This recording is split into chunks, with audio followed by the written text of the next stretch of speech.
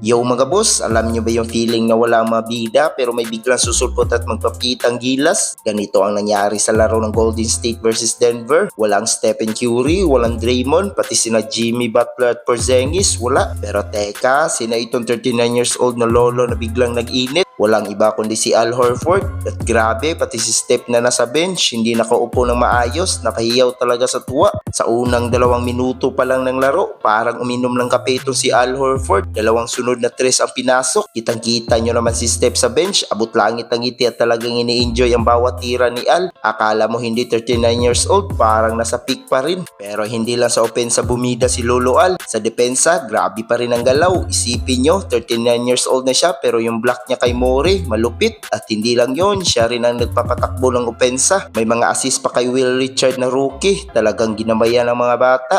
Ewan ko ba sa Nuggets, lalo na kay Jokic, parang hinahayaan lang nila na mag-isa si Al Horford sa labas ng arch. Pinabayaan nilang bukas na bukas at syempre hindi yan palalagpasin ni Al. Salpak na naman ang tres, napapataas na lang ng kamay si Steph sa tuwa. Parang siya yung nakakashoot. Sa loob lang ng 27 minutes, nagtala si Al Horford ng 22 points, 7 assists, 3 steals at 2 blocks. Grabe ang efficient, di ba? Talagang pinatunayan niya na age is just a number, basta may puso sa laro. Kaya naman si Stephen Curry, napaka-crazy talaga sa bench. Kaya kayo mga boss, anong sa inyo sa performance ni Al Horford? Sa tingin nyo ba, dapat siyang bigyan ng mas mahabang playing time? Comment nyo yan sa baba at huwag kalimutan mag-like at subscribe para sa mas marami pang NBA updates. Hanggang sa muli, ito inyong tropa sa basketball. Peace out!